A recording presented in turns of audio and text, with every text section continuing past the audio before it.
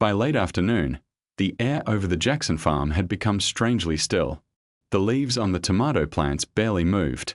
Heat pressed down on the rows, and a greenish cast began spreading beneath the dark clouds gathering in the west. 12-year-old Riley Jackson stood beneath the packing shed roof beside her father, Marcus. Across the field, several old window screens rested above the youngest tomato and pepper plants. Their wooden and aluminum frames were fixed to low supports and tilted toward the aisle. From a distance, they looked like pieces of a dismantled house scattered through the vegetables. The first hailstone struck the metal roof. Then another. Within seconds, the sound became deafening. Ice bounced across the field, striking leaves, soil, and wooden stakes. Some stones were no larger than peas. Others were large enough to bruise fruit and snap tender stems. The first screen trembled but held. The second sagged sharply in the center. At the far end of the protected row, the wind lifted one corner and drove hail underneath it. Riley moved toward the edge of the shed. Marcus stopped her. "No metal frames in a storm," he said. "We wait." They could not tighten a rope or lift a sagging screen while lightning moved nearby. On the uncovered control row, tomato leaves began tearing almost immediately. One young branch bent and disappeared beneath the falling ice. Under the screens, the plants were harder to see. Riley did not know whether the mesh was slowing the hail or collecting enough weight to crush the seedlings beneath it. Before we return to the beginning, subscribe if you enjoy stories about people who notice value in objects everyone else has already thrown away. 5 weeks earlier, the Jackson farm near Blanchard, Oklahoma, had been preparing for spring planting. The family grew tomatoes, peppers, cucumbers, and early greens for a roadside stand. Their most valuable plants were the first transplants of the season, because replacing them later meant losing growing time. The previous spring, a short hailstorm had destroyed much of that early crop. It lasted only minutes. That was enough. Leaves were shredded. Pepper stems broke. Several young tomato plants had to be replaced entirely. Marcus considered hail one of those risks a small farm simply had to accept. Riley began thinking about what could take the first impact before the ice reached the plants.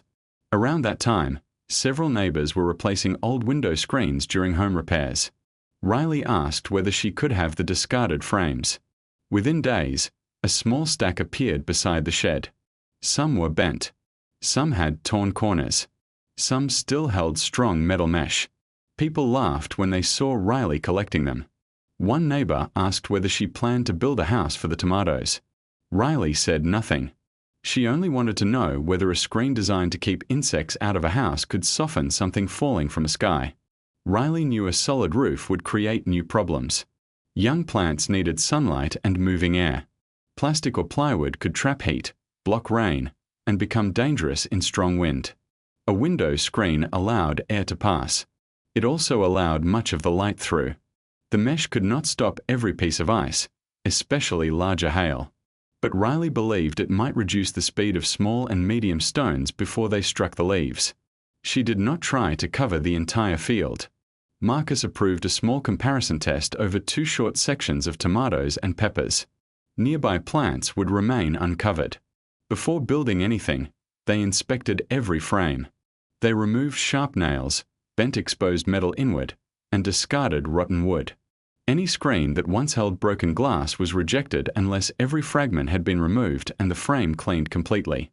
Riley set the first screen almost flat on 4 short stakes. She placed it close to the tops of the tomato plants because she wanted to prevent hail from entering from sides. The second frame was tied at only 2 corners. The third sat beside another screen, but Riley left a wide opening between them. Calvin, a farmer from down the road, stopped near the field and laughed. "The first Oklahoma wind will carry those to the next county," he said. Riley continued tying the frames. A few days later, a weak storm produced heavy rain and a short burst of tiny hail. The screens did not blow away. At first, the experiment looked successful. Then Riley reached the first frame. Water, leaves, and melting ice had collected on the nearly horizontal mesh. The center sagged lower and lower until it rested directly on the tomato plants. One stem had bent beneath the weight. Another plant had leaves pressed into wet soil. The screen had blocked the hail. Then it had become the thing damaging the crop. Marcus lifted the frame carefully. Riley studied the deep sag in the mesh. The material might work. The shape did not. The first problem was height. Riley had installed the screens so close to the plants that even a small amount of sagging became dangerous. The second problem was angle. A flat screen held water and ice instead of shedding them. The third problem involved the wind.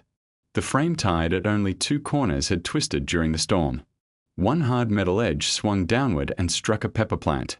The wide opening between 2 screens created another failure. Hail passed through the gap and hit the center of the row almost without resistance. Marcus stopped the test. "If a frame can move," he said, "it can hurt someone or break more plants than it protects." Riley removed every screen and started over. The new supports stood higher above the crop. Even if the mesh stretched, it would have more room before reaching the leaves. Each frame was installed at an angle, with one side higher than the other. Water and hail could slide toward the aisle rather than remaining over the plants. All 4 corners received independent fasteners. Riley also tied each frame to deeper metal stakes so a single loose knot would not release the whole structure. The screens overlapped slightly, like roof shingles, reducing the open gaps between them. Still, Riley left enough space for air to move. The heaviest wooden frames were installed lower and closer to the ground. The lighter aluminum frames received additional tie-downs. The next rain showed immediate improvement. Water ran off the angled mesh. The screens remained clear of the plants. Nothing twisted far enough to strike a stem. But one old metal screen began separating from its frame. Rusted mesh pulled loose along one corner. Riley replaced it rather than trying to stretch weak material farther. After several small tests, the design appeared safer. But light rain could not prove what would happen during real hail. A strong storm would bring ice, wind, and sudden pressure at the same time. Several days later, the weather forecast warned of severe thunderstorms, damaging wind, and possible large hail. Riley and Marcus checked every frame again. By evening, the western sky had turned an unsettling shade of green. The afternoon had been hot and humid. Then the wind stopped. Riley stood at the edge of the field while Marcus checked the final anchor. The first thunder rolled across the horizon.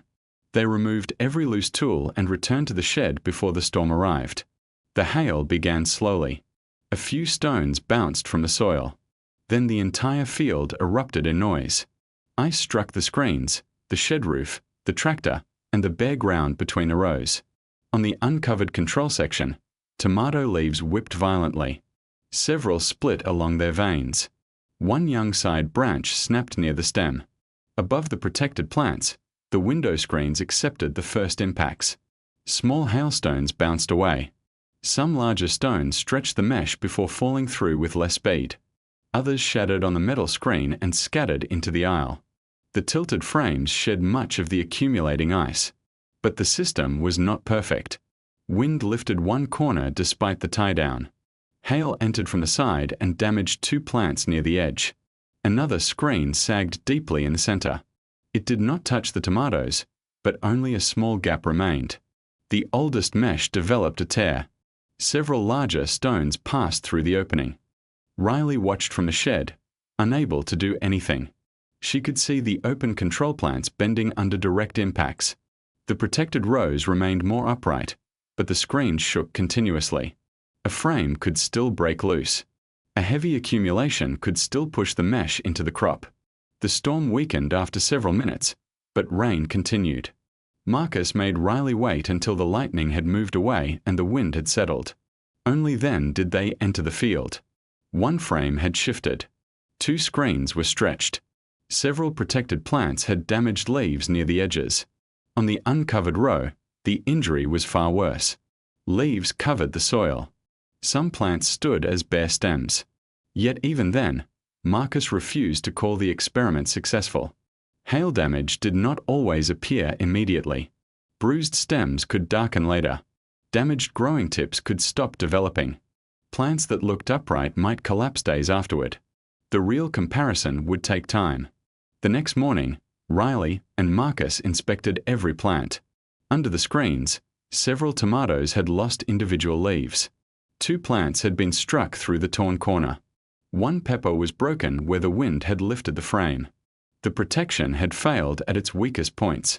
But most of the plants beneath the corrected screens still had intact main stems and growing tips. The uncovered rows looked different. Several tomatoes had to be replaced. Others were reduced to short stems with only a few torn leaves. Many cucumber leaves were punched full of holes. Riley recorded the damage and waited. After 2 weeks, the difference became clearer. Most protected plants resumed growing. Some remained smaller, but they produced new leaves. Several uncovered plants recovered as well, though more slowly. Replacement seedlings had been planted later and began flowering behind schedule. By midsummer, the protected tomatoes produced their first fruit earlier. The result was useful, not miraculous. 1 sheltered section had still suffered wind damage. Several peppers remained stunted after bruising.